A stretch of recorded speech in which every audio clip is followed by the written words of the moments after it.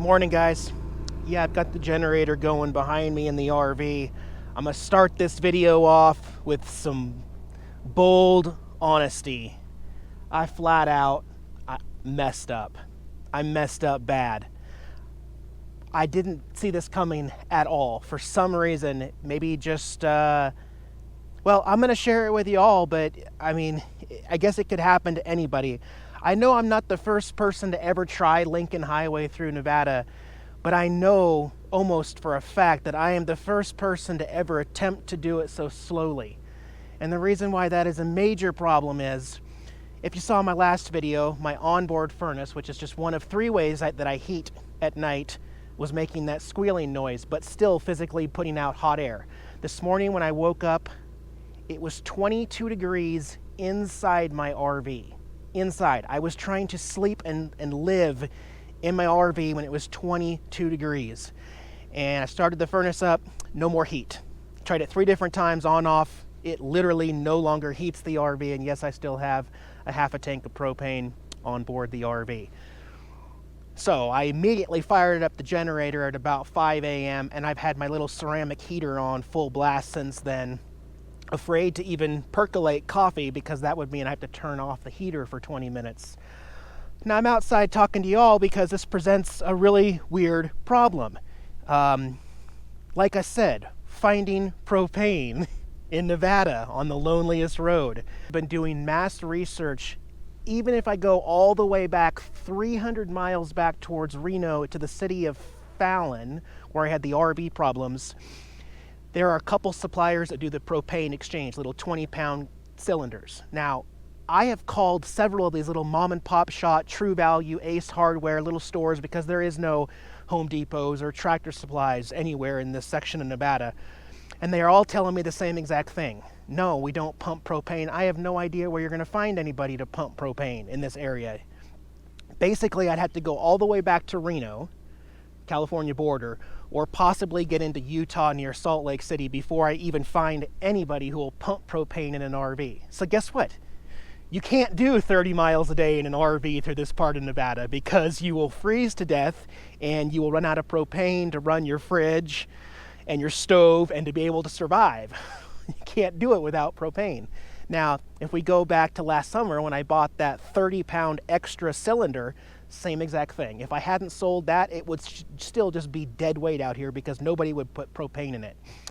Now, here's the plan. I'm not just gonna freeze out here for no reason. I'm gonna get through it and I'm gonna solve this problem the best way I know how. Today, we have one thing in mind. We are going to find a propane exchange place at a gas station, okay?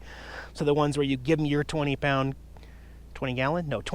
cylinder and you get a fresh one. I'm also going to buy at least one new one and mount it on the back of the RV between the bike, and then I will buy the accessories I need to be able to make sure that when I get parked like this, I can run the 20-pounder instead of my onboard.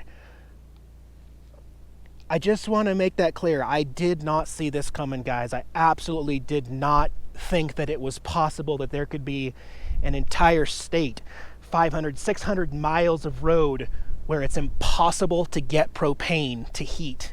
It was 12 degrees outside last night. I'm not happy. I'm not enjoying this part of the Lincoln Highway right this second, but it's in my nature to fix it. And that's the plan. So, we'll pack up, put the motorcycle back on, and we will drive until we can find propane. And if that means 2 or 3 states, I don't care. This isn't gonna work. But I will give you an update by the end of this video what's going on and how we solved it.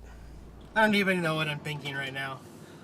I found the 2 nearest propane filling stations to where I'm at right now. Provo, Utah, 340 miles away, and obviously way off Lincoln Highway, or all the way back down to Las Vegas, Nevada, 330 miles south for propane. So, I don't know what to say except that going slow on the original Lincoln Highway in an RV this early in the season, in the travel season, is not going to work for anybody else, guys. Unless you can sleep when it's 22 degrees inside the RV. And when I was talking with one of the clerks at the Ace in Provo, he was telling me about the thing about Nevada is, you know, all these mobile homes and RV parks, they get all their propane from a company called Suburban Propane. And so they park their RV at their RV lot, and then every week they come out and just pump propane into every RV in their big truck and leave. That's why you can't drive a recreational vehicle through this part of Nevada and expect to get propane, because it doesn't exist. It's not even an option. Like, I can call Suburban and they're like, yeah, we only come out to addresses where you pay your bills. Okay, fine. I'm just telling you guys, unless you're zipping through the state of Nevada in 3 or 4 days, it's not gonna work. And I could buy 6 of these 20-pound cylinders and fill them up and be good for a good 2 weeks. Then what am I gonna do with them once it warms up? I just have 6 extra propane tanks for no reason. So it's tough. It's tough. I will try my best to keep a positive attitude, guys. In 45 days, I'm gonna be talking about, so hot, triple digits. It's true. It's true. Just gotta get through this somehow without propane. Forgot to even mention the high today is 27. We don't even get above freezing. When I woke up today, my indoor pipes were frozen. Obviously, if it was 22 degrees inside and I have no way to heat them, it's been a long time since I've had frozen pipes inside. And just like that, welcome to Eureka, Nevada. Now, nothing good has ever come from any city named Eureka in this country for me. Yet. We gotta try it.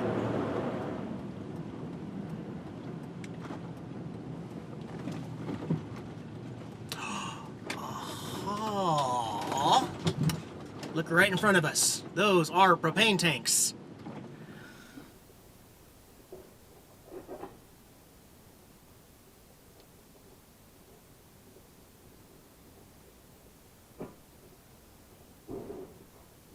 Okay, thank you Easy Stop here in Eureka. That solves one major problem. They sell the little green 1-pounders, which are a great emergency for me. I'm not even kidding you. He has 5 of the little green 1-pound cylinders, $11.99 a piece.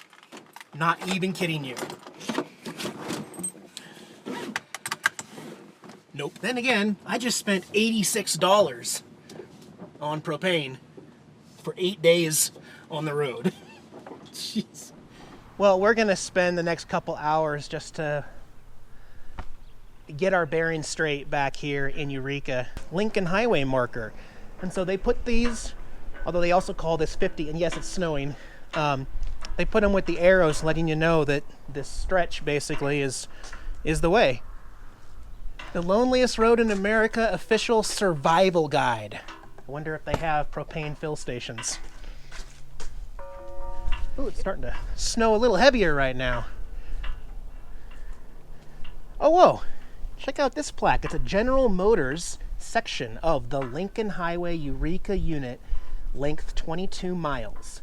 Got the essentials, some barley pop, and I bought all of their propane.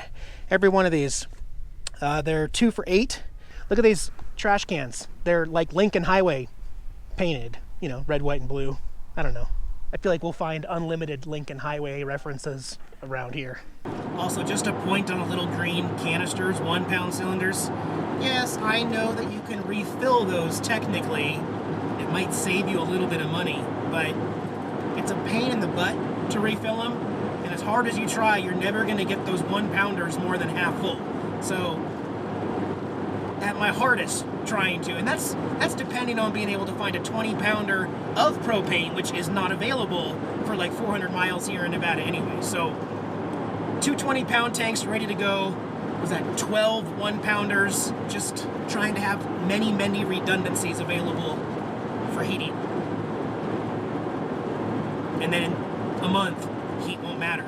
We'll be begging for air conditioning. We are back up at 7,600 feet right now, and we are going to be even higher than that when we get to this campground. But I've still got 50 minutes of driving, so let you guys know when we get there. Don't get me started on cell phone service. I know I've probably been really bad at responding to people the last week. No service, guys.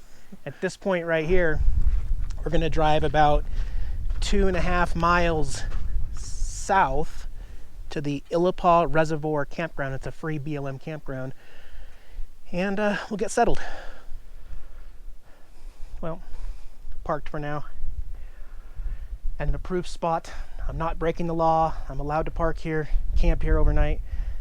I don't know, guys. Not feeling my best right now. I've been down. I don't know what the world is thinking out there. I don't know when the last time you guys saw a video from me was. But I also, I don't know what to tell you. Money can't buy you propane, and 3 different ways of accessing the internet to upload videos and stay in touch with you. It ain't gonna do the trick either. There's sometimes I am just completely 100% out of control. Well, I'm doing my best to show you as much of the original Lincoln Highway as possible, and it's backfiring on me.